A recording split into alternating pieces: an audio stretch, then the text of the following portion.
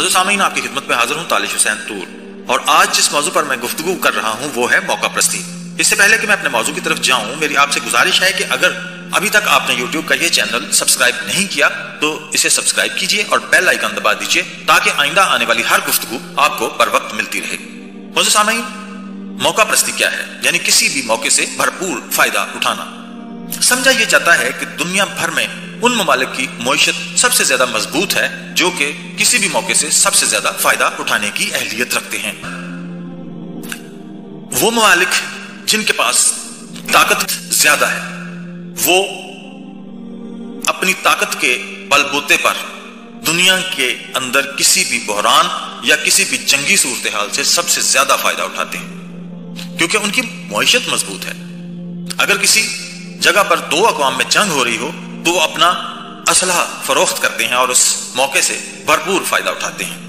دنیا بھر کے رہنما، چاہے ان کا تعلق کسی بھی شعبہ سے ہو، یعنی سیاسی ہوں، سماجی ہوں، معاشی ہوں، معاشرتی ہوں، سائنسی ہوں یا طبی رہنما ہوں یا بیوروکریٹس ہوں، ان کا کام یہی ہے کہ کسی بھی موقع سے زیادہ فائدہ اٹھانا، اور بہتی گنگا میں جس نے سب سے زیادہ ہاتھ دھوئے وہ سب سے زیادہ کامیاب سمجھا جاتا ہے۔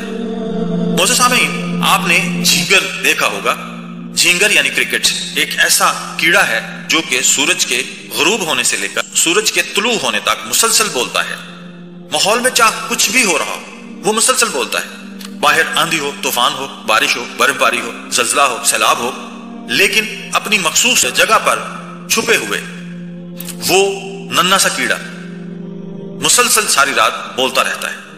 تجربے کے طور پر جس کمرے سے آپ کو جھینگر کی آواز آ رہی ہے، آپ اس کمرے میں جا کر 100 بار کسی چیز کو کھٹکھٹائیں لیکن جھینگر کو کوئی فرق نہیں پڑے گا، کیونکہ اسے پتا ہے کہ یہی آواز اس کی زندگی کی علامت ہے۔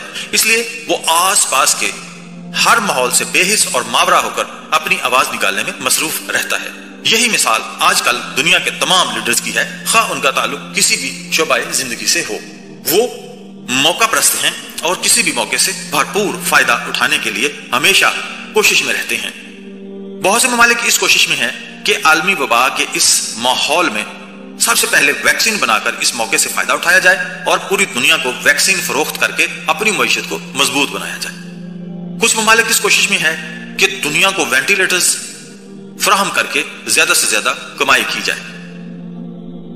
آپ نے ایک ایسے ڈاکٹر کا سنا ہوگا جو کہ 3 گھنٹے تک ایمبولینس میں پھرتا رہا اور کوئی بھی ہسپتال صرف اس لیے اسے داخل کرنے کو تیار نہیں تھا کہ وہ کہہ رہے تھے کہ ہمارے پاس وینٹیلیٹر نہیں ہے، اور وینٹیلیٹر کے نہ ملنے کی وجہ سے وہ ڈاکٹر صاحب اپنی زندگی سے ہاتھ دھو بیٹھے۔